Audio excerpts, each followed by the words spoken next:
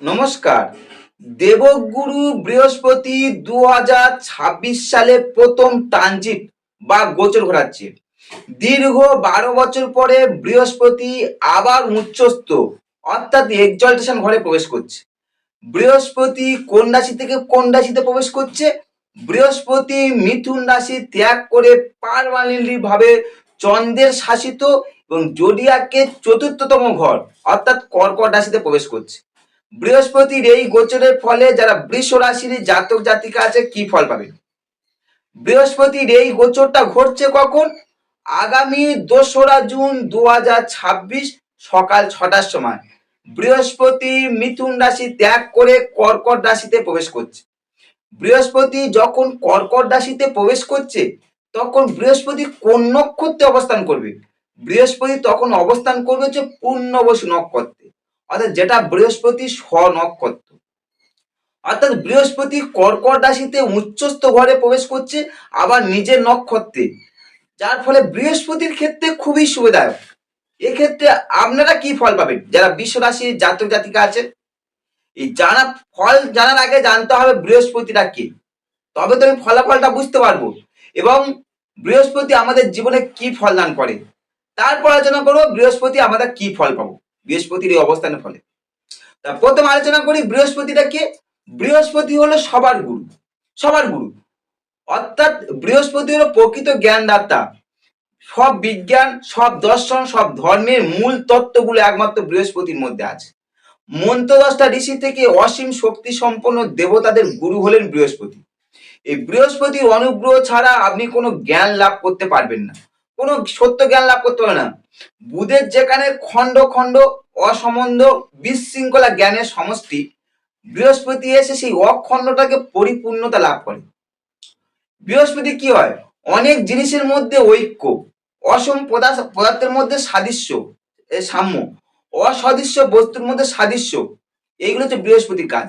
এই সমস্ত ঋষি পরাশর বৃহস্পতিকে বলছে জ্ঞান ও সুখের কর্তা হিসাবে দেখেছে। বৃহস্পতি আমাদের জীবনে কি প্রভাব রাখে? দ্বিতীয় প্রশ্ন, প্রথম বলেছি বৃহস্পতি থেকে, দ্বিতীয় হচ্ছে আমাদের জীবনে কি প্রভাব রাখে। বৃহস্পতি আমাদের মনের ওপর প্রভাব রাখছে ইনটুইশন, সমস্ত জ্ঞানকে উপলব্ধি করবা এবং নিজস্ব করে নেওয়ার ক্ষমতা, উদারতা, ধীরতা, বিচার কুশলতা, গম্ভীরতা, সত্যপ্রিয়তা, ক্ষমাশীলতা, দূরদর্শিতা, আনন্দ, ইন্দ্রিয়জ অনুভূতি, নিরপেক্ষ সুখ, এইগুলো হচ্ছে কি হচ্ছে আমাদের মনের ওপর প্রভাব রাখছে। বৃহস্পতি আমাদের ভাব জগতে কি প্রভাব রাখছে? প্রজ্ঞা, অভিজ্ঞতা, দর্শন, ক্ষমা, আদর্শ, আবিষ্কার, সাম্যবাদ, বিশ্ব মানবতাবাদ, সৌভাগ্য প্রভৃতি। এটা হচ্ছে আমাদের ভাব জগতে প্রভাব রাখছে। বৃহস্পতি আমাদের বাহ্য জগৎ, আমার বাইরে কি প্রভাব রাখে? প্রকৃত বিদ্বান ও পণ্ডিত ব্যক্তি হচ্ছে বৃহস্পতি, দার্শনিক, বৈজ্ঞানিক, জ্ঞানযোগী, বিশ্বমানব, অভিজ্ঞ, জ্ঞানী, বিচারক, গুরু, পুত্র, সুখী ব্যক্তি, অধ্যাপক, আইনজ্ঞ, মন্ত্রী, বিচারালয়, উচ্চ বিদ্যালয়, বিশ্ববিদ্যালয়, ঋষি, গবেষণাকারী ছাত্র প্রভৃতি। এটা আমাদের বাহ্য জগতে প্রভাব রাখছে। এবার একটা আলোচনা করি সুন্দরত্ব। বৃহস্পতি রাশি চক্রে দুটো ঘরের অধিপতি। এক নম্বর হচ্ছে ধনুরাশি, দ্বিতীয়টা হচ্ছে মীন রাশি। এই ধনুরাশি মীন রাশির অধিপতি হচ্ছে বৃহস্পতি। বৃহস্পতি উচ্চস্থ হয় কর্কট রাশিতে, অর্থাৎ কর্কট রাশিতে বৃহস্পতি এক্সলটেশন ঘরে প্রবেশ করে, এক্সলটেশন ঘর, উচ্চস্থ ঘর। বৃহস্পতি মকর রাশিতে নিচস্থ অর্থাৎ ডেভিলেশন হয়ে থাকে, নিচস্থ হয়ে থাকে। আর বৃহস্পতি মূল ত্রিকোণ হয় ধনু রাশিতে। এই ধনু রাশি হচ্ছে বৃহস্পতি যেমন নিজের ক্ষেত্রে তেমনি মূল ত্রিকোণ হয়। বৃহস্পতি সব থেকে কাছের গ্রহ, অর্থাৎ মিত্র গ্রহ হলে কারা? রবি, চন্দ্র আর মঙ্গল, এই তিনটে গ্রহ বৃহস্পতি সব থেকে মিত্র গ্রহ। বৃহস্পতি শনিকে না মিত্র না শত্রু অর্থাৎ সমচোখে দেখে বৃহস্পতি। আর বৃহস্পতি সব থেকে শত্রু কারা? সেটা হচ্ছে বুধ আর হচ্ছে শুক্র, সব থেকে শত্রু। বৃহস্পতি আর ততোদি যেখানে অবস্থান করে সেই ঘরে যেমন ফল দেয়, তেমনি আউটার প্ল্যানেট হিসাবে, পৃথিবীর আউটার প্ল্যানেট হিসাবে তিনটে ঘরে দৃষ্টি দান করে। কি কি? এক হচ্ছে পঞ্চম, সপ্তম, নবম। বৃহস্পতি যেহেতু আমরা প্রবেশ করছে তৃতীয়, কি ফল পাবেন সেটা যেমন আলোচনা করব এবং তার দৃষ্টির দ্বারা কি ফল পাবেন সেটাও আলোচনা করব। তাই ভিডিওটা শেষ পর্যন্ত থাকার অনুরোধ রইল। বৃহস্পতি যেহেতু মিথুন রাশি ত্যাগ করে চলে যাচ্ছে কর্কট রাশিতে, অর্থাৎ আমরা বৃষরাশি সাপেক্ষে কোথায় হচ্ছে আপনার তৃতীয় প্রবেশ করছে। বৃহস্পতি তৃতীয় কি ফল দেবে তার আগে বলছি তৃতীয় থেকে কি বিচার হয়। আমরা বল, সাহস, ধৈর্য, প্রতিবেশী, আমরা ছোট ভাই বোন, অর্থাৎ অনেকগুলো আমরা বুদ্ধি, আমরা মনোবল কেমন হবে, যাবতীয় এইগুলো নির্দেশ করে তৃতীয় ভাব থেকে। তা সেই তৃতীয় ভাবে বৃহস্পতির অবস্থান যা ফলটা পাবেন, এই সময় আপনি যথেষ্ট সামাজিক, সদালাপী ও শিষ্টাচারী হয়ে থাকবেন। বৃহস্পতি তৃতীয় থাকার ফলে ভ্রাতা, ভগ্নী ও আত্মীয় স্বজন ব্যাপারে আপনি যথেষ্ট লাভবান হতে পারবেন।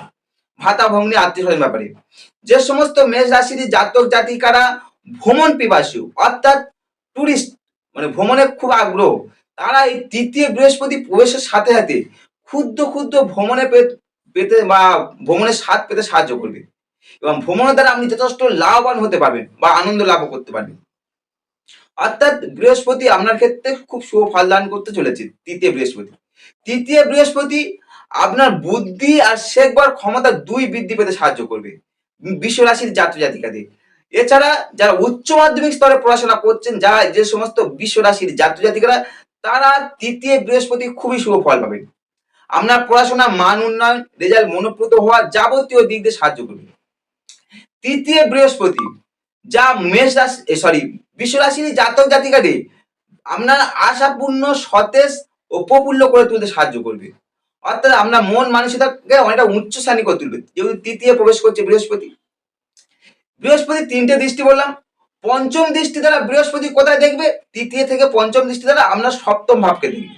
অর্থাৎ বৃহস্পতি সপ্তমের দৃষ্টি ফলে দাম্পত্য জীবনে যদি কোনো ছোটখাটো সমস্যা থাকে, এই সময় থেকে আপনার সমস্যাটা আপনি ওভারকাম করতে সাহায্য করবে।